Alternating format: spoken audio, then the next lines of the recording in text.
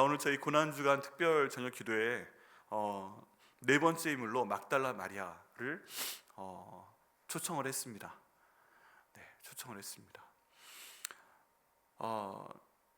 이런 막달라 마리아가 성경 가운데 많이 나오지는 않습니다. 근데 굉장히 강한 그 인상을 주는, 이펙트를 주는 그런 여성입니다. 왜 그러냐 하면 예수님의 마지막 순간을 지킨 사람이 많지가 않은데 그 중에 한 사람이기 때문에 그렇습니다. 여러분, 그 마지막 장면 한번 떠올리시면 어떠신가요? 예수님께서 골고다 언덕에 십자가 세 개가 서 있는데 그 중에 한 가운데 계시고 그 오른쪽과 왼쪽에 죄수들이 같이 매달려 있었던 그런 상황이었습니다. 자, 그런데 그 자리에 예수님을 알고 있는 사람들, 또 예수님을 선생님으로 모셨던 사람들, 예수님을 따라다니면서 물고기와 떡을 받아먹었던 사람들, 예수님을 따라다니면서 병이 나은 사람들, 예수님을 따라다니면서 귀신이 쫓겨난 사람들, 이런 사람들 다 거기 있어야 될 것 같은데 그 자리에 있는 사람들이 몇 명 없었어요. 특별히 오늘 19장 25절 저희가 읽었던 말씀에 보면 예수의 십자가 곁에는 그 어머니와 이모와 글로바의 아내 마리아와 막달라 마리아가 섰는지라 라고 되어 있습니다. 그 여인들이 주로 예수님 옆에 서 있었어요. 요한복음에 보면 요한도 서 있었다 그렇긴 하지만 이제 남자가 서 있으니까 옆에 있는 로마 군병들이 너 뭐야 하고 잡으려고 하니까 도망가게 됩니다. 그래서 마지막 순간까지 예수님 옆을 지켰던 사람은 여인들밖에 없다. 그 가운데 막달라 마리아가 있었습니다. 그리고 어제 저희가 함께 보았던 대로 아리마대 사람 요셉이 그 가운데 찾아와서 예수님을 모셔서 그의 무덤에 이제 모시게 됩니다.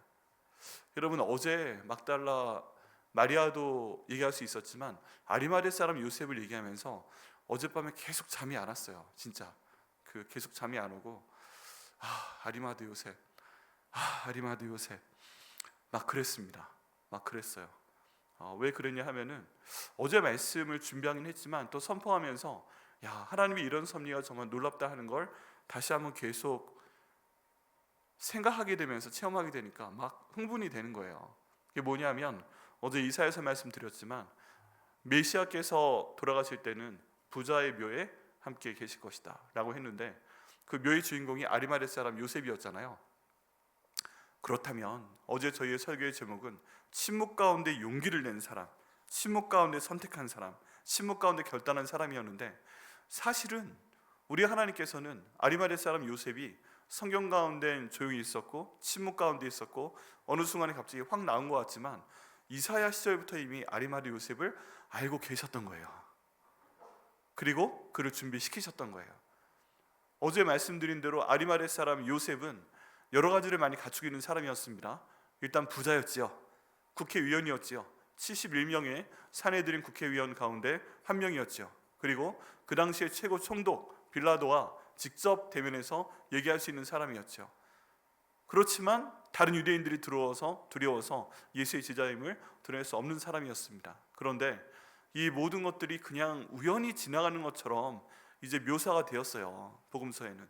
그런데 막상 아리마대 사람 요셉이 뭔가 하나님의 선의 인도하심에 따라서 제자로 드러내기로 결단하였을 때 더 이상 그 사람은 그냥 성경 가운데 없었던 인물이 아니라 갑자기 이사야서에서부터 하나님이 예언하셨던 인물로 나타나게 되는 것입니다.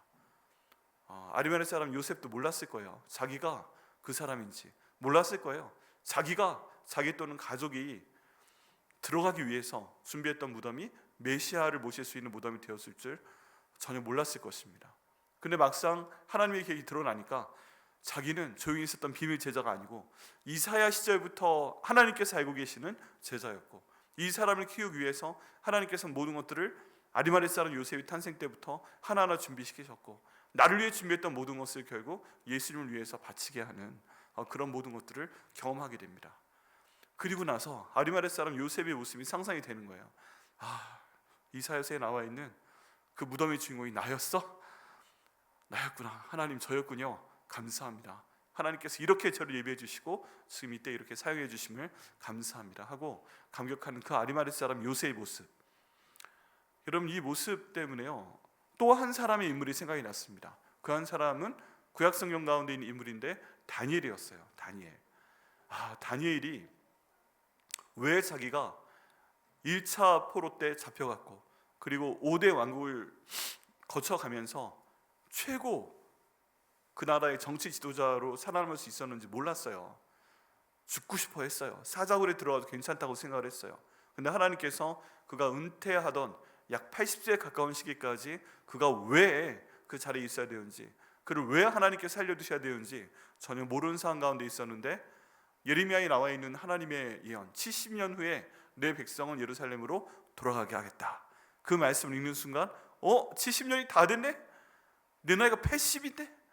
다 됐네? 하나님께서 곧 고레스라는 왕을 이 땅에 보내시겠네? 기다렸는데 몇 년 되지 않아서 고레스라는 왕이 왕조가 바뀌면서 나타나게 됩니다. 그리고서 이게 바로 하나님께서 나를 지금까지 살려놓으신 뜻이구나. 이스라엘 백성들 70년 후면 돌려보낼 거라 말씀하셨는데 그거 나한테 하라고 말씀하시는 거구나. 나한테 하라고 말씀하시는 거구나.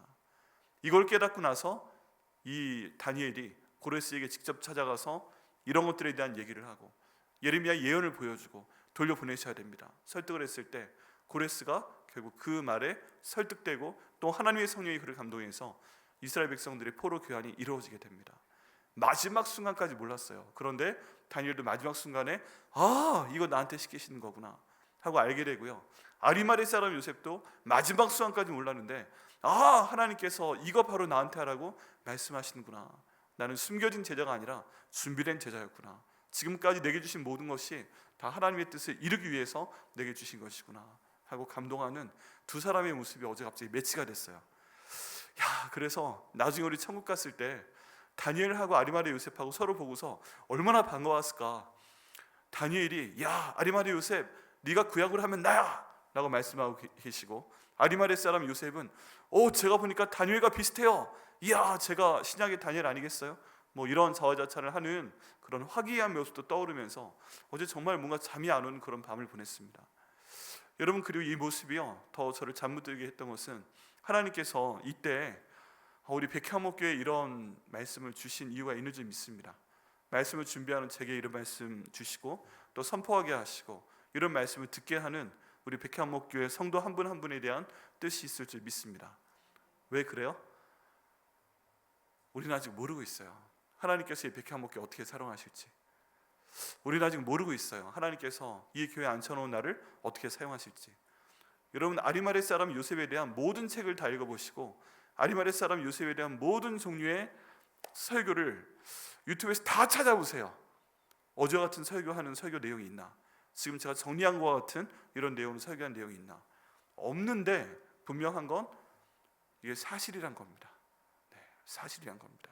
그렇다면 이 말씀 우리 가운데 드러내주신 하나님께서 우리 백향목교회 성도 한 분 한 분을 하나님 때 하나님의 방법으로 귀한 이 시대 백향목교회 아리마대 사람 요셉처럼 사용하실 걸 믿습니다.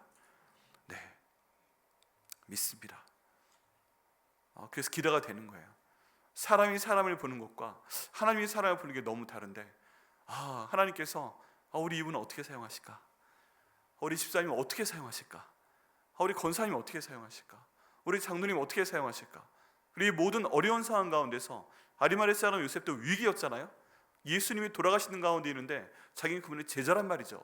두려워서 밝히지 않았는데 모든 것을 뺏길 수 있는 그런 위기 상황이었단 말이죠. 우리 교회도 어떻게 보면 매달마다 매우 세 번째 주에 이 부채에 내야 되는 이자에 대해 걱정해야 되는 위기 상황이고, 우리 이렇게 자리가 많은데 한 200명 정도 앉아 있어도 자리가 비어 보여요. 워낙 큰 성전이라서. 그러면 그것도 우리한테 위기인 것 같고, 한 사람 빠지면은 막 하늘이 다 무너지는 것 같고, 다 누군가의 책임 때문에 누가 떠나는 것 같고, 이것 때문에 또 성도들이 하나 되지 못하는 것 같고, 여러 가지 어려운 상황 가운데 있지만 분명한 것은 예수님께서 우리 백향목교회의 머리가 되신다는 것입니다. 그리고 하나님께서 우리 백향목교회를 예수님의 피로 사셨다는 것입니다. 그러면 예수님 오시는 그날까지 우리 교회를 통해서 그 뜻을 이루실 것을 믿습니다. 그러면 우리도 하나님께서 아리마대 사람 요셉처럼 부르신 것이고 내게 주신 그 모든 재능들, 내가 그동안 쌓아놓게 하신 기도들, 내게 주신 지금 현재의 물질들, 내게 주신 은사들을 하나님 나라에 사용하실 때 우리 백회암목교를 통해서 사용하실 것을 믿습니다. 네, 특별히 이 기간 동안 저에게 말씀을 주신 이유가 있는 것을 믿습니다. 그리고 오늘 마지막 내용으로 아리마대 사람 요셉 뒤를 이어서 막달라 마리아에 대해서 한번 보게 됩니다. 여러분, 막달라 마리아 여인을 특별히 잡았습니다. 어떤 분들 또 그러실 수 있어요. 아니, 이번 고난주간 기간 동안에 4명이나 사람을 다뤘는데 여자가 한 명도 없어요? 여러분, 성경에선 그렇지 않습니다. 네. 예수님 부활의 최초의 그 목격자를 누구로 만드셨어요? 막달라 마리아로 만드셨습니다. 여자분. 그래서 오늘 이분들을 한번 나눠보고자 합니다. 여러분, 그림을 한번 같이 보겠습니다. 여기 그 예수님의 십자가 옆에 마지막까지 지고 있었던 여인들의 모습이에요. 여인들의 모습 보이시나요? 저기는 TV 화면 좀 켜주시겠어요? 네, 제가 안 보여서. 네, 김일환 목사님 여기 모니터 TV 화면 좀 부탁드립니다. 유화처럼 만들어진 건데요. 지금 십자가가 있고 그리고 여인들이 서 있습니다. 여러분, 한번 여쭤봅니다. 지금 예수님께서 저 십자가에 달려 돌아가신 제목이 뭐예요? 제목이 뭐예요? 도둑질이에요?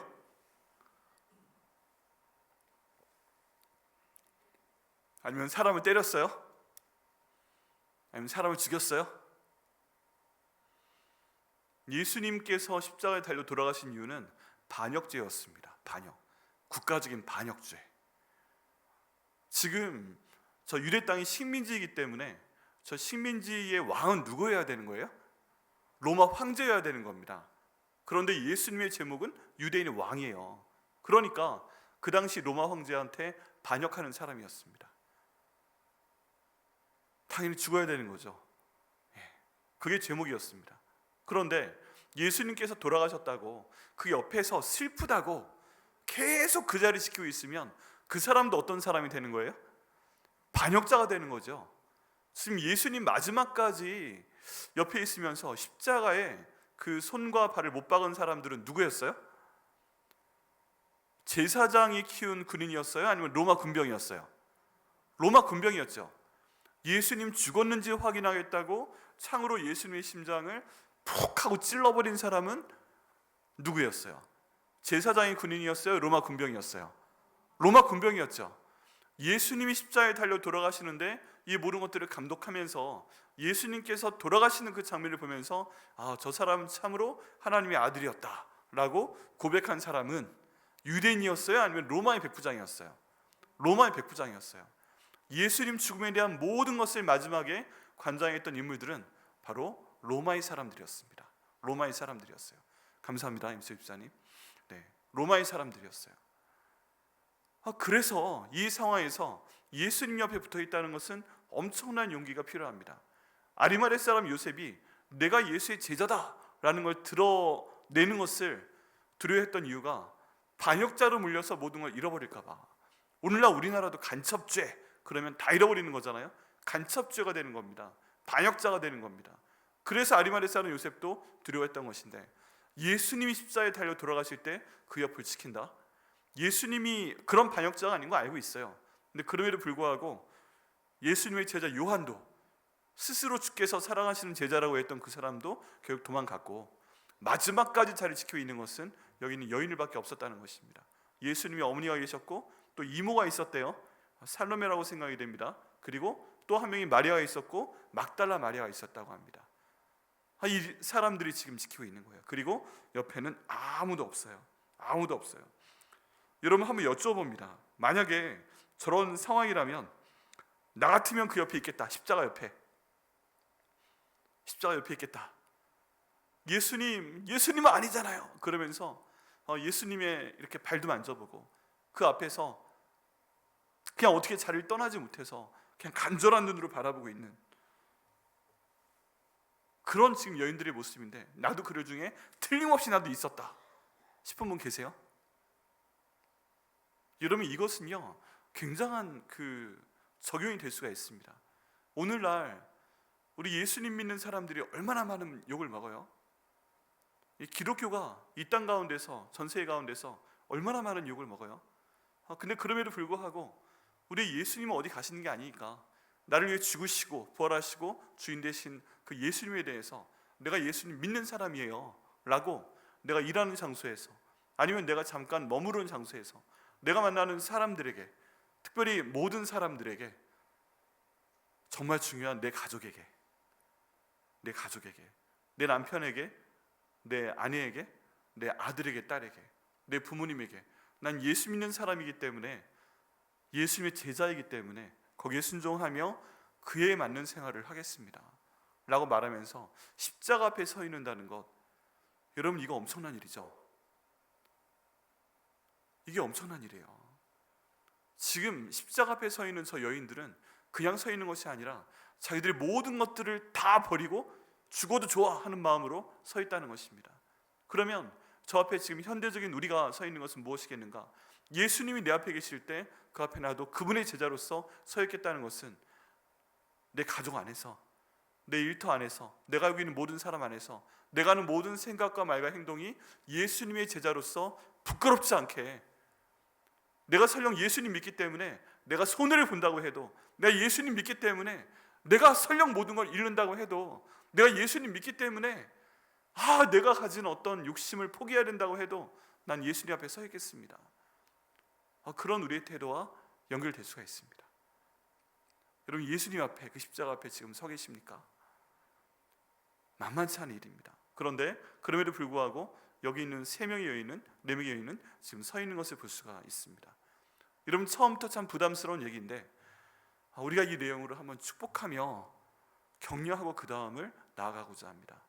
정말 여기 있는 여인들처럼 예수님의 십자가 앞에서 나의 모든 생각과 나의 모든 말과 나의 모든 행동을 예수님 앞에 드리며 예수님의 제자로, 예수님의 증인으로 항상 예수님을 앞에 모신 것처럼 살아갈 수 있는, 그래서 이 시대 가운데 승리할 수 있는 저와 여러분 되시기를 예수님의 이름으로 축복합니다. 아멘. 너무 어려운 일이지만 그렇게 결단하고 나아갈 때 나의 주인이시고 우리 가족의 주인이시고 우리 나라의 주인이시고 모든 세계를 창조하신 예수님께서 우리를 승리로 이끄실 것을 반드시 믿습니다. 그게 지금 여기 서 있는 여인들의 모습입니다. 그리고서 한술 더 뜹니다. 어떻게 한술 더 뜨냐 하면 이 사람들이 예수님을 이제 아리마대 사람 요셉이 벽에 판 무덤에 모실 때까지 가서 그 앞에 서서 보고 있는 장면이에요. 그 다음 그림 한번 보겠습니다. 이제 사람들이 다 갔어요. 그런데 저 벽을 뚫어서 만든 무덤 앞에 저 여인들이 들어가지는 못하지만 성경에 보면 2명의 여인이, 막달라 마리아와 또 한 여인이 저 무덤을 계속 보고 있더라 하는 복음서의 말씀이 나옵니다. 여러분 예수님께서 십자가에 달려 돌아가셨는데 그 옆을 지킨 것도 대단한데 그 다음에 예수님께서 무덤에 들어가신 이후에도 그 옆에서 집에 가지 못하고 그냥 무덤을 계속 바라보고 있는 거예요. 여러분 이것은 그냥 일반적으로 사랑하고 일반적으로 따랐던 그런 사람의 마음이 아니라 정말 예수님을 가슴에 품고 정말 예수님을 그 내 인생의 주인으로 삼았던 사람이 선택할 수 있는 그런 행동이라고 볼 수밖에 없습니다. 다른 모든 사람들은 갔습니다. 떠났습니다. 그런데 예수님 무덤 앞을 지키면서 끊임없이 그 무덤 앞을 바라보고 있는 사람들이 있었습니다.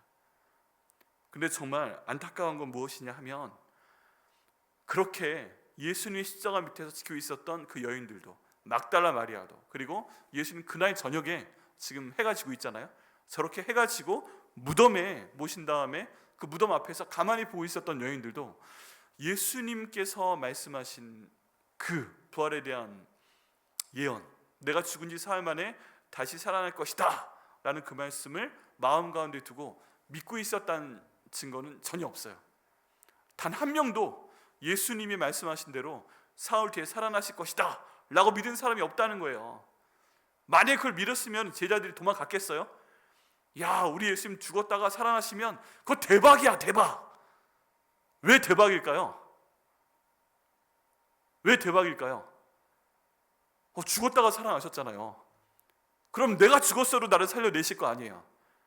그러면 순수하게 성경에 나와 있는 대로 우리의 죄를 위해서 돌아가신 그 피 묻은 어린 양인 예수 메시아께서 오셨다라고 하는 것도 정말 감사하고 거기에 대한 증거가 나타나는 것도 좋지만 정치적인 왕, 정치적인 지도자 이걸 바랐던 이 가룟 유다나 아니면 다른 제자들도 예수님께서 이 땅에 진짜 왕이 되셔가지고 로마를 무찌르고 우리의 황제가 되신 다음에는 내가 예수님의 우편, 야 동생 요한 네가 예수님의 왼쪽, 이거 바라면서 기다릴 수 있는 거 아니에요?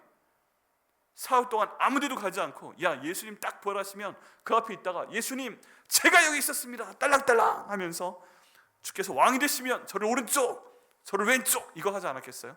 그럼 무조건 지켰어야죠. 그리고 이제 우리가 이분의 군대가 되어서 로마와 싸우게 됐을 때 죽을 수 있잖아요.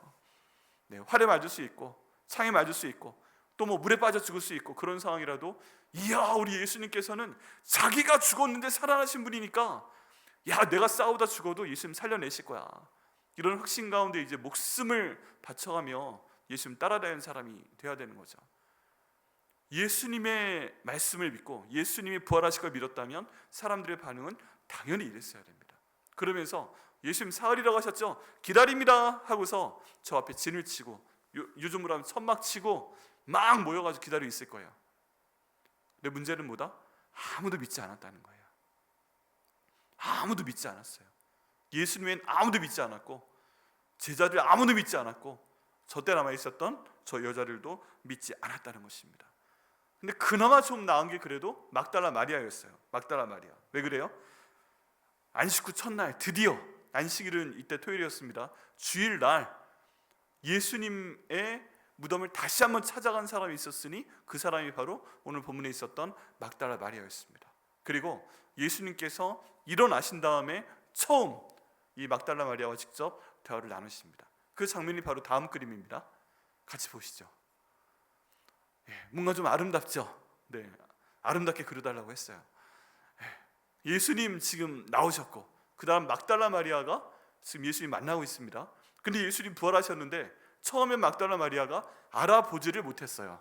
여기에는 두 가지 이유가 있을 거라고 생각이 돼요. 첫 번째 이유는 막달라 마리아가 예수님께서 말씀하신 날 새벽인데 그날 새벽에 예수님이 살아나실 거라고 기대를 했어요? 안 했어요? 안 했어요. 그냥 그리워서 오는 거예요. 잠을 못 자고 있다가 우리 예수님하고 안식 후 첫날 그냥 한번 가본 거예요. 그래서 전혀 기대하지 않았던 상황이라 예수님께서 살아나셔서 내게 말을 붙여 이런 기대를 아예 안 하기 때문에 예수님 못 알아본 게 첫 번째 이유인 것 같아요. 두 번째는 예수님이 다시 살아나신 이후에 뭔가 모습이 바뀌긴 바뀌었어요. 왜냐하면 여기 있는 막달라 마리아도 못 알아봤고 두 번째 엠마오로 가는 두 제자들도 예수님을 못 알아보게 됐어요. 그랬죠. 그런 상황들이기 때문에 예수님의 모습이 뭔가 바뀌긴 바뀌었다 하는 것을 저희가 알 수 있습니다.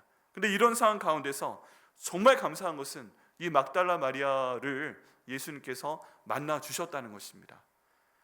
제가 예수님이라면 만나기 싫으면 말 안 붙일 것 같아요. 여러분 어떠세요? 네. 굳이 말 붙이기 싫으면 말을 안 붙여도 되잖아요. 그런데 예수님께서 나와보시니까 이 막달라 마리아가 있는 것을 보시고서 그에게 말을 붙이시는 겁니다. 말을 붙이시는 거예요. 그 이전에 뭐 천사를 보고 뭐 이런저런 얘기들이 있지만 이 부분은 지나갑니다. 예수님께서 무덤에 계실 줄 알고 와서 봤는데 안 계시니까 막달라 마리아의 마음이 무너집니다. 그리고 막 울어요. 사람들이 내 주님을 어디로 옮겨가서 어디 뒀는지 모르겠습니다. 여기에 보면요, 막달라 마리아가 예수님께서 돌아가셨음에도 불구하고 지금 호칭을 뭐라고 하고 있어요? 주님이라고 하고 있어요. 예수님 얼마나 사랑했는지 살아계실 때로 주님 하고 따랐던 거 알겠는데 예수님께서 돌아가셔서 더 이상 희망이 없는데 더 이상 바랄 것이 없는데 그럼에도 불구하고 그 예수님에 대해서 내 주님이라고 말하는 말의 진심을 저희가 보게 됩니다. 여러분, 우리 예수님에 대해서 이런 진심 갖고 계신가요? 예수님께서 우리 죄를 위해서 십자가에서 죽으시고 부활하시고 주인 되셨다, 이거 우리가 계속 강조하고 있는데 예수님께서 정말 내 삶의 주인이 되어 계십니까?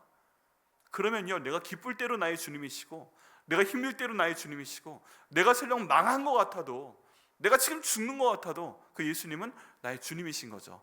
아멘이십니까? 아멘. 우리 한번 해보시겠어요? 한번 외쳐보시겠습니다. 예수님께서 내가 기쁠 때도 내 주님이십니다. 내가 힘들 때도 내 주님이십니다. 내가 죽기 직전이라도 내 주님이십니다. 설령 내가 죽었어도, 설령 내가 망했어도 예수님은 내 주님이십니다. 아멘입니다. 여러분, 그렇게 되면 그 마음을 우리께서 주님께서 보시고 결국 내가 죽어도 부활의 예수님께서 나를 살려내실 것을 믿습니다.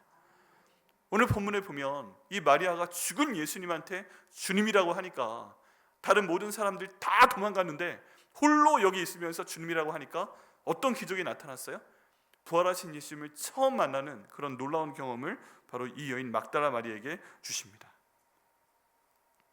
결국 예수님께서 알아차리게 하셨어요. 그리고 이 막달라 마리아도 그분이 예수님이구나 하고 알아보게 됩니다.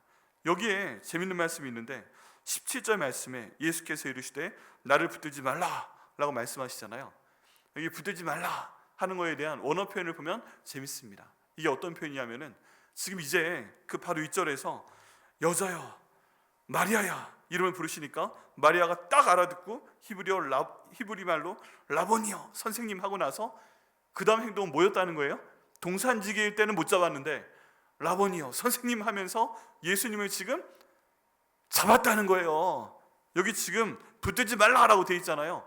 어디에 잡은지는 모르겠는데 그 당시 양식에 따라 손이나 뭐 직접 터치한 건 아니고 옷을 잡았던 걸로 생각을 합니다. 옷을 잡았는데 나를 붙들지 말라 하는데 이 표현이 재밌는 게 뭐냐면 반복을 얘기해요. 반복. 그래서 지금 이 붙들지 말라 하는 표현 가운데 마리아가 예수님 보고 너무 놀라서 이제 살아나셨구나 알았잖아요. 이분이 예수님이라 알고서 딱 그 옷자락 그걸 잡고서 막 반복적으로 흔들고 있는 거예요. 여러분 그렇지 않으시겠어요? 죽었던 분이 살아나셨는데 걔 살포시 잡고서 예수님이세요? 예수님이세요? 이럴 것 같아요? 아니면 예수님이세요? 예수님 진짜 예수님이에요? 이럴 것 같아요. 내가 가장 사랑했던 분이에요. 그러면 우와 예수님이세요? 지금 이렇게 될 수밖에 없는 상황인 거예요. 그래서 예수님께서 좀 말리면서 야 그만 좀 붙들어, 야 그만 좀 잡아당겨 반복을 얘기하는 것입니다. 여기에서 격정적인 말의 기쁨이자 그 환호성, 그 놀람이 나타나고 예수님도 좀 당황하셨는데 기쁨이 이 붙들지 말라 하는 원어 표현 가운데 함께 나오고 있습니다. 지금 우리가 봤던 그림에선 너무 조용해 보이잖아요. 아주 우아하게 예수님께서 마리아야 부르시고 이쪽에서 선생님 이렇게 하면서 아주 우아하게 반짝반짝하고 있는데 진짜 실제 장면에서는 갑자기 마리아가 철퍼럭 넘어서 잡고 예수님 살아나셨어요 하면서 지금 너무 좋아하는 장면이라는 거죠. 여러분 우리 예수님 나중에 천국에서 만나면 여러분 이렇게 기뻐하시겠어요? 내가 인생의 어느 순간부터 진짜 예수님 나의 주님을 섬기고 왔는데 우리가 지금 답답한 게 뭐예요? 뭐가 답답해요? 예수님 보고 싶은데 내 눈에 안 보이는 거, 예수님 그 음성 듣고 싶은데 그 음성 내 귀에 잘 안 들리는 거, 때로는 내가 너무 힘들 때 예수님이 내 옆에 딱 오셔가지고 손이라도 딱 잡아줬으면 좋겠는데 예수님 내 손 좀 잡아주세요. 많은 그림에 내가 딱 서 있으면 예수님 내 뒤에 서 있는 거, 또는 나 업고 가시는 거, 안고 계시는 거, 그런 거 다 그려져 있는데 그거 다 그림이고 내가 정말 그런 것 좀 체험할 수 있도록 해주세요. 그거 있으면 내가 확실히 믿겠다니까요. 이게 우리가 기도하고 바라는 거 아니겠어요? 그런데 그게 정말 영적인 체험 가운데 있으면 감사한 거지만 어떤 분들은 체험하시겠지만 한 번도 그런 일이 없다면 나중에 천국 가서 만났을 때 여러분 예수님 딱 얼굴 보시고서 이름은 여러분 이름을 딱 불러주시면 누구야 하고 이름 부르셨을 때, 형제야 부르셨을 때 네 주님 이러고 끝나시겠어요? 예수님이세요 그러면서 막 잡고 흔들겠어요. 여러분 너무 반가우면요 일단 만집니다. 그거 아세요? 모르시나 보네. 전 압니다 그게 뭔지. 그 17년 동안 유학생활을 하다가 딱 3번 한국에 들어왔는데 다른 분들도 물론 중요하지만 저희 아버지 어머니 뵙고 말하기 전에 먼저 안았다니까요. 일단 잡고 못 논다니까요. 이게 여러분 그게 이해가 되세요? 처음에 좀 잘 지내셨어요. 그러다가 그 다음 잡고 안 나요. 잡고 울어요. 저희 아들 1년에 한 번 오는데 1년에 한 번 오는 걸로 계획 잡고서 미리 비행기표 끊어가지고 오는 게 아니라 갑자기 크리스마스 때가 되면 이번에 안 갈래요. 그러다가 근데 그때가 되면 아빠 엄마가 보고 싶을 것 같아요. 그럼 저랑 아니랑 크 해가지고 그럼 네 크레딧 카드 가지고 일단 네 비행기표 네가 사. 그리고 와. 그리고 아빠 엄마가 1년 동안 그 비행기표 돌려줄게 해가지고 오는 거예요. 어차피 안 되는 거니까 신용카드 하고 그 다음 매달 엄마 아빠 그 비용 지불할게.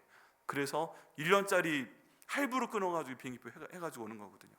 그럼 딱 왔을 때 말이 필요 없어요. 일단 이야 아들, 그리고 와 엄마 아빠, 그리고 사람이 안 친하면 좀 떨어져 봐야 돼요. 여러분, 애들이 사춘기를 지나고 뭐하고 이렇게 타협하는데 좀 떨어졌다 만나면 1년 동안 못 보다가 목소리는 듣죠. 근데 못 보다가 만나면 탁 안고서 이게 못 놉니다. 못 놔. 그런 상황인 거죠. 너무 심하니까 예수님께서 붙들지 말라 하시는 상황이 이해가 돼요. 감정 주체가 안 되는 겁니다. 여러분, 한번 여기서 여쭤봅니다. 여러분, 예수님 만나면 이렇게 반가우시겠어요? 진짜 이렇게 반가우실 것 같아요?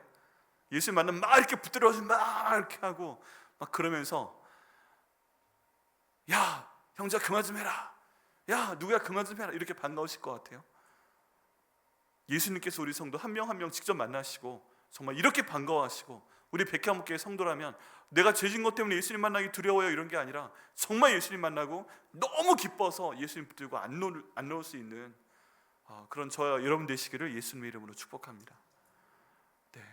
근데 어떻게 이런 관계가 형성이 된 걸까요? 여러분, 그게 오늘부터의 진짜 질문이에요. 마리아가 다른 사람들 다 튀었는데, 다 도망갔는데, 다 배신자로 찍히기 싫어가지고 도망갔는데 어떻게 마리아만 이렇게 남아있다가 예수님과 이런 관계를 형성하게 되었을까요? 그게 바로 오늘 말씀의 제목인 끝까지 남아서 예수님과 이 부활의 기쁨을 함께 할 수 있었던, 그 위험을 함께 할 수 있었던 이유가 됩니다. 여러분, 성경 가운데 보면 이 부활에 대한 말씀 외에 마리아에 대한 특별한 성경 구절이 있습니다. 우리 누가복음 8장 2절 말씀 같이 한번 읽어보시겠는데요. 네, 본문에 띄워주세요. 파워포인트. 여러분, 지금부터 좀 더 주목하셔야 됩니다. 지금까지도 너무 감사한 얘기이고 이제 막달라 마리아와 예수님 관계 좋은 얘기인데, 여러분 지금부터 더 주목하셔야 됩니다. 같이 읽어보겠습니다. 시작. 또한 악귀를 쫓아내심과 병고침을 받은 막달라인이라 하는 마리아와 라고 되어 있습니다. 예수님께서 하신 사역이 여러 가지가 있어요. 천국에 대해 말씀하신 설교의 사역, 뭐 가르친 사역 여러 가지가 있습니다. 그런데 악귀를 쫓아내시는 사역이 있었어요. 여러분, 이 세상 가운데 귀신이 있다고 믿으십니까? 귀신 있어요 없어요? 있어요. 그거 어떻게 알아요? 답은 간단합니다. 성경에서 있다고 하면 있는 거예요. 그래서 악귀가 있는 겁니다. 네. 그리고 예수님께서 병도 고치셨어요. 예수님께서 병을 고치면 고치시는 거예요. 그것도 어떻게 알아요? 예수님께서 하셨다고 하니까 믿습니다. 성경에 여러 표현이 있는데 사탄은 하나고요, 정말 하나입니다.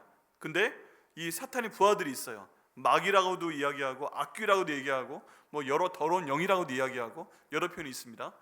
그런 영적인 존재가 정말 있습니다. 그런데 특별히 저런 일도 있었네요. 빨간색 글자, 곧 7 귀신이 나간 자. 야, 어떤 사람 마음 가운데는 7 귀신이 있었대요. 7 귀신이 나간 사람이 있는데 그 사람이 누구다? 막달라인이라 하는 마리아다.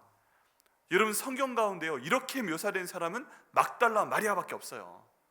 이 막달라는요, 전에도 말씀드렸지만 배고파서 밥을 막 달라고 하는 그런 게 아니고, 갈릴리 호수 근처에 막달라 하는 지역이 있습니다. 지역이. 그래서 약간 표현이 다른데 어쨌든 그 막달라라는 지역이 이제 발견이 돼서 한 20년 전부터 막 고고학적으로 개발되고 있는 중이에요. 그런 마을이 진짜 있었는데 가난한 마을이었고 힘든 마을이었습니다. 그런데 마리아라는 사람이 그 마을에 살고 있었던 것이에요. 그런데 여러분, 좀 그 사람 앞에 붙는 별칭 그런 거 있잖아요. 별칭. 여러분은 저 유형재 목사님 할 때 앞에 뭘 붙이시나요? 혹시 그런 거 있어요? 제가 직접 들어본 적이 없어서. 뭐 제가 기대하기에는 뭐 아주 멋있는, 분위기 안 좋은데 뭔가 잘생긴, 좀 절제해 주시는 거죠? 네, 아주 날씬한, 이제 반응을 안 하시는군요. 근데 어쨌든 유형재 목사라고 얘기할 때 뭔가 앞에 붙이는 게 있잖아요. 사람에 따라서 이게 굉장히 좋은 표현일 수도 있고 사랑하면 사랑하는 붙이는 걸 수도 있고, 아니면 그 앞에 저를 싫어하시는 분들은 욕을 붙이는 경우도 있겠죠. 당연하죠. 예. 모든 사람 앞에 붙이는 게 다를 수 있습니다. 이름 한번 아는 사람 쫙 적어놓고서 그 앞에 어떤 표현을 붙일까 한번 해보세요. 그럼 생각보다 진실이 드러납니다. 내가 이 사람 어떻게 생각을 하는지. 그런데 막달라 마리아 앞에는 하필이면 그 앞에 뭐라고 붙어 있는 거예요 지금? 7 귀신이 나간 자. 이야, 지금 막달라 마리아가 남자예요, 여자예요? 여자죠. 남자도 아니고. 그런데 성경에서 기록하는, 지금 누가가 기록한 거 아니에요. 누가는 신분이 뭐라고요? 의사죠. 그리고 유대인이에요, 이방인이에요? 이방인이죠. 그럼 지가 나를 봤어요, 못 봤어요? 못 봤죠. 네. 막달라 마리아랑 누가를 직접 만난 적이 없어요. 근데 누가도 전해 들은 얘기가 막달라 마리아를 기록하는데 7 귀신이 나간 자라고 기록을 합니다. 여러분, 이거 굉장히 기분 나쁜 겁니다. 그죠?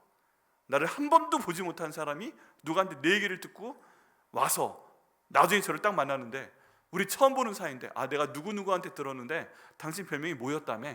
근데 막달라 마리아는 하필이면 7 귀신이 들린 자예요. 얼마나 기분 나빠요. 이게 한 번만 그랬을까요? 그 다음 절 한번 또 보시죠. 마가복음 16장 9절 또 한번 읽어보시죠. 시작. 예수께서 안식 후 첫날 이른 아침에 살아나신 후에 전에 7 귀신을 쫓아내어 주신 막달라 마리아에게 먼저 보이시니. 야, 죄송합니다. 심한 표현으로 내가 만약에 막달라 마리아라면 미치겠죠. 아까 누가도 7 귀신 들렸던 그러더니 마가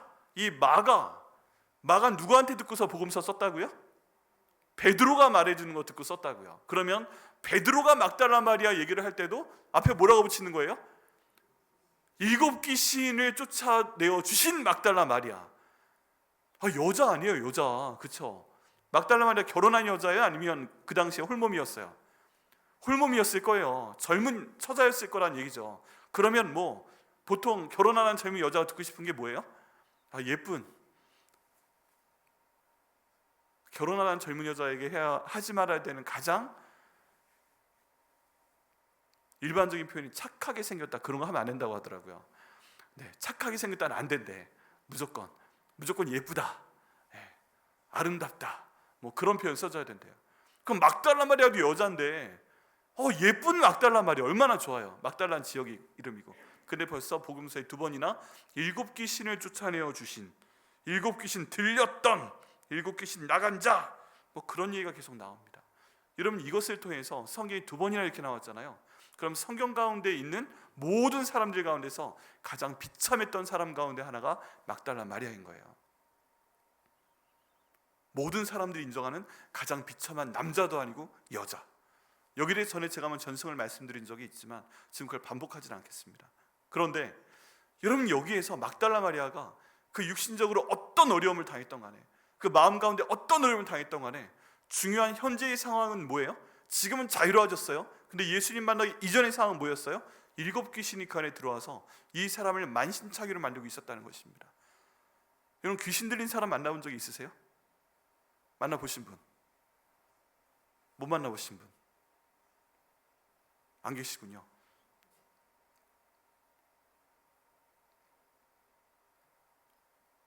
정말 만났을 땐 너무 끔찍할 것 같아요. 그죠? 너무 끔찍할 것 같아요. 그런데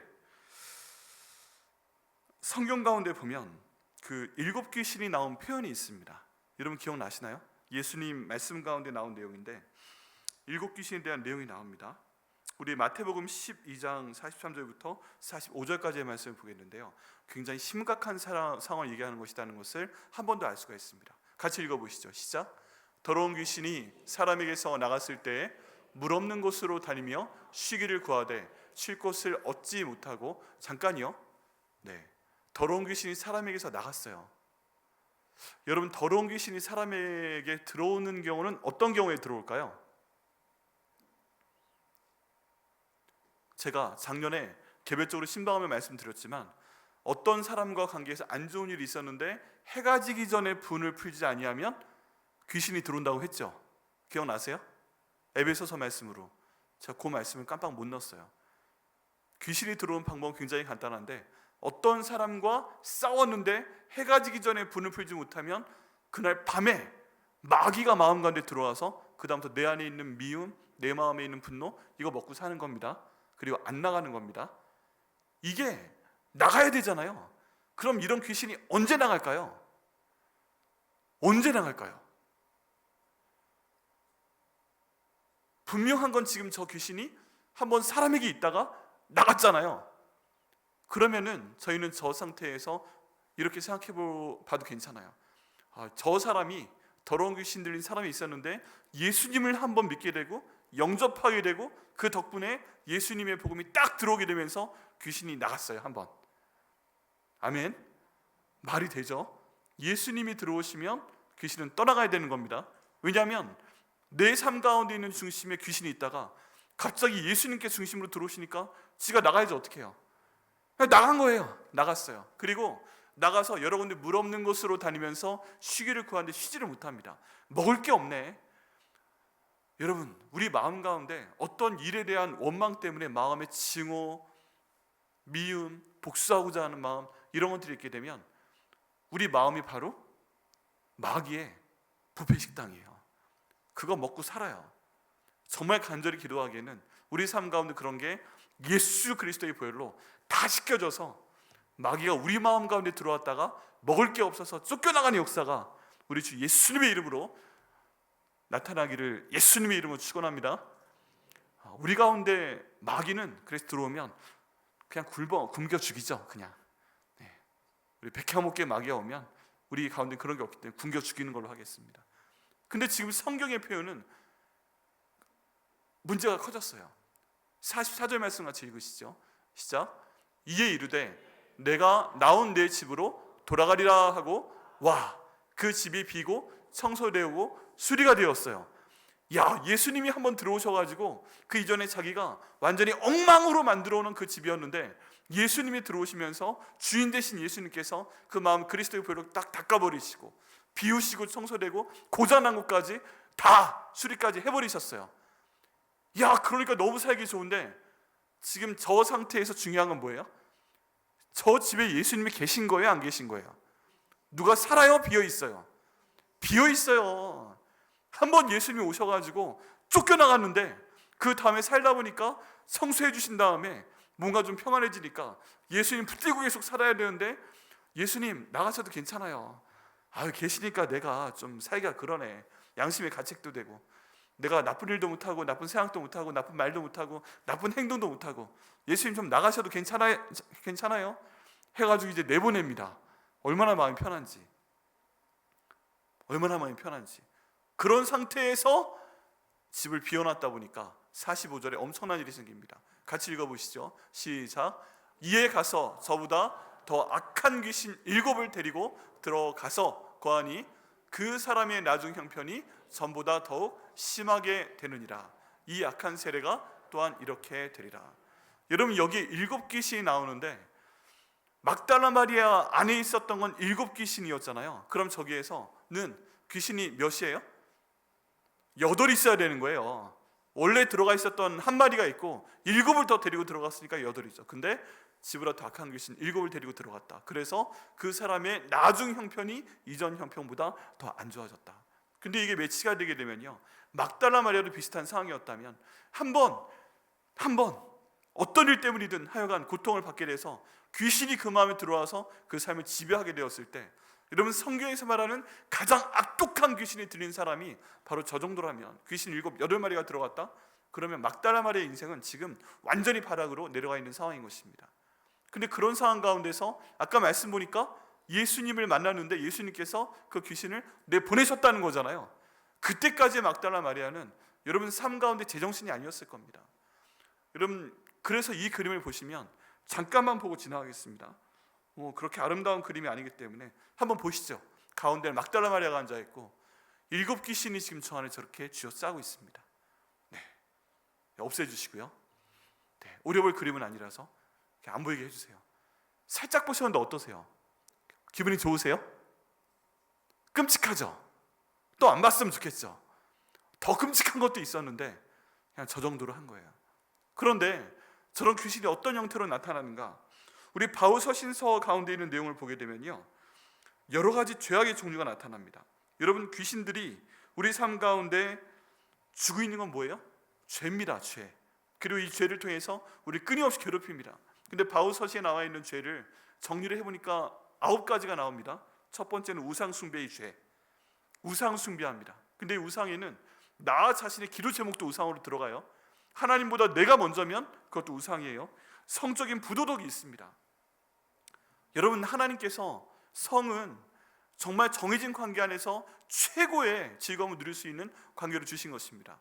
그래서 성경 가운데 교회와 예수님의 관계, 이것도 하나님께서 부부의 관계로 묘사를 하시고요, 정말 아름다운 관계로 묘사를 하십니다. 그런데 이게 하나님 정하시는 것 외에 다른 쪽으로 확장이 되었을 때 이건 죄입니다. 이게 처음에는 즐거워 보이는데 나중에는 모든 사람을 엄청난 고통으로 몰아넣습니다.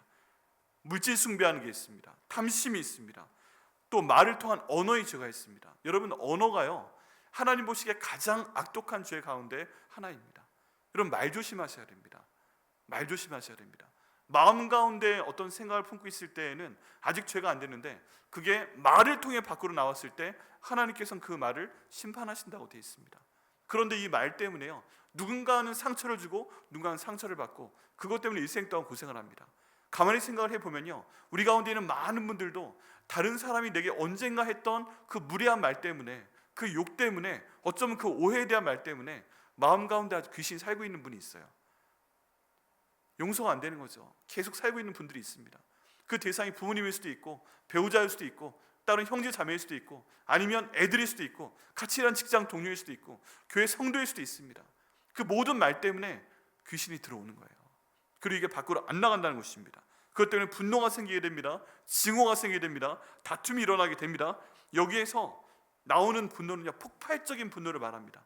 갑자기 조용히 있다가 확 미쳐버리는 그런 종류의 분노고요, 거짓의 압이기 때문에 거짓이 저희 가운데 귀신으로 들어오고 속이는 것이 있고 하나님께 불순종하고 위에 있는 권세에 불순종하고 여기에 대해서 반항을 하게 되고 이런 형태의 불순종이 일종의 죄가 되어 나타내서 사람들을 고통스럽게 합니다. 영적인 교만도 죄입니다. 이것도 귀신이 역사하는 겁니다. 자기 의를 드러내는 거, 이것도 죄이고 귀신이 역사하는 겁니다. 어떤 공동체를 분열시키는 거, 그런 뒷담화하는 거, 이 모든 것들이 다 귀신의 역사라고 볼 수 있습니다. 여러분, 이 모든 것들이 하나님과의 관계를 깨치고 다른 사람들의 관계를 파괴하고 때론 그것 때문에 본인 스스로도 못 견뎌야 합니다. 왜 그래요? 이게 영적인 현상이기 때문에 그렇다는 것입니다. 여러분, 그렇다면요, 지금 막달라 마리아가 7귀신 때문에 괴로워한다고 하고 있는데, 이런 막달라 마리아를 괴롭히는 7개의 귀신이 제가 지금 말씀드린 바울 서신서에 나와 있는 이런 종류의 귀신의 형태라면, 이렇게 해서 귀신 들린 사람이 막달라 마리아 한 명이에요? 아니면 나도 가능한 거예요? 나도 가능한 거예요. 막달라 마리아한테 귀신 들린 여자라고 얘기할 필요 없어요. 결국 보면은 나도 귀신 들려서 내가 평안하지 않잖아요. 나도 귀신 들려서 내가 잠을 못 자잖아요. 나도 귀신 들려서 어떤 인간 보기가 싫잖아요.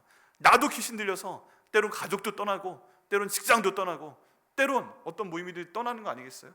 이 모든 것들이 영적인 현상이라는 것입니다. 이걸 원하는 것이 누구다? 바로 사탄이다, 마귀다, 악귀다 하는 것을 저희가 반드시 돌아보아야만 됩니다. 그런데 이 막달라 마리아가 바로 그런 상태였는데 정말 귀한 분을 만나게 되었습니다. 그분이 누구세요? 바로 예수 그리스도를 만나게 되었다는 것입니다. 이 장면도 그림으로 한번 그려봤는데요, 보기 좋습니다. 보여주시죠. 예수님 만나게 됩니다. 막달라 마리아를 예수님께서 찾아오셔서 만나게 되고 그 막달라 마리아 마음 가운데서 괴롭게 했던 그 귀신들은 뒤로 이제 물러나게 되죠. 예수님께서는 귀신 한 사람 한 사람 하나하나를 데려가시는 것이 아니라 그에게 하나님의 은혜를 주시자 막달라 마리아가 회복이 됩니다. 여러분, 저희도요, 저희 가운데 있는 이런 모든 종류의 죄들, 이걸 잡고 있는 귀신들, 이걸 쫓아내기 위해서는 예수님을 만나야 되는 줄 믿습니다. 여러분, 저기 봤을 때 아까 마태복음 말씀에도 한 번 만난 것으로 끝나는 게 아니라 예수님 만난 다음에 이분이 계속 내 마음속에 계셔야만 귀신이 이 안에 못 들어와요. 악귀가 못 들어와요. 그리고 설령 그렇게 해서 7귀신이 다시 들어왔다 할지라도 오직 이 귀신을 쫓아낼 수 있는 유일한 방법은 예수님을 내 삶의 주인으로 다시 모시는 방법밖에 없습니다. 여러분, 혹시 우리 가운데 그런 분 계세요? 처음에 이런 귀신 하나 들어와 있었는데 내가 예수님 만난 다음에 내가 첫사랑을 경험한 다음에 나는 주님의 사람이 되었습니다 라고 선포하고 있었는데 어느 순간에 좀 평안하다 보니까 예수님 너무 힘든데, 귀찮은데 좀 떠나가시겠어요? 내가 집사가 되고 보니까, 내가 권사가 되고 보니까, 내 장로가 되고 보니까, 내 목사가 되고 보니까 이제 웬만큼 살아요. 예수님 너무 힘들게 하지 말고 떠나요 라고 얘기를 했는데, 예수님 떠나신 다음에 내 마음이 비어있을 때 갑자기 예상치 못했던 일이 터지면서 아까 말씀드린 모든 종류의 고난과 어려움과 미움과 분노와 그 모든 것들이 들어와서 내 마음을 복잡하게 터뜨리고 있는 그런 사람 지금 계시지 않으세요? 그럴 때 고민하는 겁니다. 내가 예수님 믿었는데, 그때 고백했는데, 그때 구원받았는데 왜 이렇게 갑자기 난리가 났지? 예전보다 7배는 힘드네, 10배는 힘드네. 그 이유는 예수님께서 내 마음의 주인으로 계속 계셔야 되는데 내가 조금만 모시고 있다가 좀 편해지니까 내쫓았기 때문에 그런 거예요. 그때 이것을 회복할 수 있는 유일한 방법보다 바로 예수님을 다시 모셔드리는 것입니다. 여러분, 그래서 이 시간 잠시 초청을 한번 하겠습니다. 이 말씀 지나가기 전에 초청을 하겠습니다. 그러신 분도 있고 아닌 분도 계시겠지만 따라 한번 기도하십니다. 예수님, 제 마음에 다시 돌아와 주시옵소서. 제 마음에 7 귀신이 있는 것 같아요. 저를 힘들게 해요. 계속 미워하게 해요. 계속 부도덕하게 해요. 계속 사고치게 해요. 계속 나쁜 행동하게 하고요. 계속 나쁜 말을 하게 합니다. 예수님의 제자로 못 살게 합니다. 다시 제 안에 들어와 주시옵소서. 오른손 드시고요. 내가 나사렛 예수 이름으로 명령한다. 내 안에서 나를 괴롭히고 힘들게 하는 예수님의 제자가 되지 못하게 하는 7 귀신들아, 모두 쫓겨나갈지어다. 다 떠나갈지어다. 다시는 돌아오지 말아라. 아멘. 이렇게 선포할 때 주님께서 하실 것을 믿습니다. 오늘 내가 막달라 마리아를 생각하시는 분들은 오늘 밤에 간절히 기도하시고 응답 받으시길 바랍니다. 그리스도의 보혈이 다시 한번 내 마음에 흐르게 되고 이 깨끗이 그리스도의 빛이 깃들게 될 때 내게 7마리가 붙어있건 70마리가 붙어있건 다 쫓아내실 걸 믿습니다. 이렇게 변화된 다음에 막달라 마리아의 얼굴이 어떻게 변했을까 제가 너무 궁금했어요. 그래서 또 한 번 그려봤는데 여러분, 그림이 마음에 드실까 모르겠습니다. 같이 보시겠습니다. 앞에 있는 사람이 막달라 마리아예요. 뒤에 있는 분들이 제자들이 따라오는 거예요. 마음에 드세요? 너무 변했죠, 얼굴이. 자, 보기 싫지만 우리 그림 2개 전으로 다시 한번 보여주시겠어요? 죄송합니다. 우리 방송실 박수 한번 보내드리죠. 감사합니다. 섬겨주신. 네, 바로 저렇게 너무 고통당하고 있던 여자가, 혹시 저 모습이 여러분의 모습 아니십니까? 저 상태에 계신 분 혹시 우리 가운데 계시지 않으세요? 그 다음 그림 보여주세요. 예수님을 만나게 됩니다. 그리고 저 악귀들은 뒤로 쫓겨나가게 됩니다. 그리고 그 다음 그림 보여주세요. 그리고 저런 모습이 되어서 예수님과 동행하는 제자가 되어서 그 일생을 살아가게 됩니다. 그리고 마지막으로 우리가 아까 봤던 그 내용처럼 부활하신 예수님을 가장 처음 만나는 저 장면의 주인공이 됩니다. 여러분, 왜 막달라 마리아가 예수님의 부활을 처음 볼 수 있는 특권을 얻게 되었을까? 예수님의 제자들과 막달라 마리아의 차이는 무엇일까? 여러분, 그거를요, 저는 오늘 저희가 봤던 내용에서 보게 됩니다. 예수님의 제자들 가운데 나중에 가룟 유다한테는 사탄이 예수님 8년의 마음을 넣어 주었지만 다른 예수님의 제자들 11사람 마음 가운데 귀신이 살았다는 얘기 보셨어요? 없었죠. 그 정도의 고통은 없었던 거예요. 그냥 살아가는 가운데 예수님 만났던 거예요. 그냥 예수님 따라다니다가 출세하고 싶었던 거예요. 그러다 보니까 그 모든 것들이 예수님께서 보여주시는 기적들, 그 가르침들, 그 먹을 거, 이거 다 좋은 경험이었는데 예수님과 정말 이분이 나의 인생의 주인이다 하는 인격적인 만남이 그 삶 가운데 없었던 것 같다는 것입니다. 그런데 여기 있는 막달라 마리아는 7 귀신 들렸던 여인인데 너무 괴로워하고 있었는데 예수님과의 인격적인 만남을 통해서 마음 가운데 귀신들이 쫓겨나고 난 다음에 다른 어떤 사람들과도 비교할 수 없는 예수님과의 사랑의 관계가 형성이 되었다는 것입니다. 그래서 다른 모든 사람들이 다 반역자로 찍힐까 봐 도망갈 때 이 막달라 마리아는 그때 이미 7 귀신과 함께 죽었던 사람이기 때문에 내 모든 것을 내려놓고 나에게 새로운 생명을 주신 예수님께 나와서 십자가 밑에도 있을 수 있었던 것이고, 다른 사람 다 도망갈 때 무덤 앞에서도 거기 있었던 것이고, 예수님 다시 살아나실 거 믿지 않아도 부활의 아침에 그날 아침에 가서 그 자리를 지켰던 것이고, 예수님께서 그 마음을 보시고 막달라 마리아를 만나주신 건 줄 믿습니다. 여러분, 오늘 밤 우리가 막달라 마리아가 되길 원합니다. 귀신 들리지 않는 그런 얘기가 아니고, 그거 있으면 아까 한 대로 다 선포해서 내어 쫓아버리시고요, 예수님과의 나의 개인적인 관계, 그 첫사랑을 다시 한번 회복해야 됩니다. 다른 사람 다 도망갈 때 십자가 밑에 같이 있는 사람, 끝까지 남아있는 사람 되기 위해서, 다른 사람 다 집에 갈 때 무덤 앞에 끝까지 남아서 예수님 무덤 지키고 있는 사람 되기 위해서, 다른 사람 다 예수님 부활하신다는 그 새벽 아침에 다 집에서 처자고 있을 때 혼자 나와서 예수님 제대로 계신지 마지막까지 그 자리 지킬 수 있는 사람 되기 위해서, 다른 사람 다 백향 먹기 싫다고 떠날 때 나만이라도 남아서 이게 지킬 수 있는 사람 되기 위해서는 예수님 만나야 됩니다. 그러기 위해서는요, 여러분, 예수님을 내 밖에 두지 마시고 내 안으로 모셔드리셔야 돼요. 내게 있는 모든 7 귀신과 같은 죄를 예수님과 연결시켜서 다 쫓아버려내셔야 돼요. 그때 바로 우리도 막달라 마리아처럼 끝까지 그 자리 지키게 되고, 부활하신 예수님 처음 만나는 특권을 우리 가운데도 주실 것을 믿습니다. 여러분, 이 시대가 막달라 마리아 시대와 다르지 않습니다. 예수님 앞에 누가 끝까지 서 있는가, 이게 나중에 예수님께서 우리를 보실 수 있는, 상급을 주실 수 있는 바로 그 상황이 될 줄 믿습니다. 여러분, 이것은요 우리의 힘으로 되겠어요? 안 되겠어요? 안 됩니다. 그냥 막달라 마리아가 성경 가운데서 어떻게 보면 가장 약한 사람이었어요. 7 귀신 들렸던 여자는 이 여자밖에 없다니까요. 별명이 그거였다니까요. 그런데 약할 때 예수님을 만나서 강해진 이 역사가 나타나게 됩니다. 여러분, 오늘 성금요일 밤인데 일반적인 성금요일 메시지와는 많이 다르겠지만, 여러분, 오늘 자신의 약함을 인정하시고 예수님과 개인적으로 만남을 가지시고, 내 안에 귀신이 있다 오늘 다 쫓아내려고 기도하시고 예수님의 부활을 경험할 수 있는 제가 될 수 있도록 인도하여 주옵소서. 이렇게 기도하시고 끝까지 예수님과 함께 서서 부활의 증인이 되시는 저 여러분 되시기를 예수님의 이름으로 축원합니다.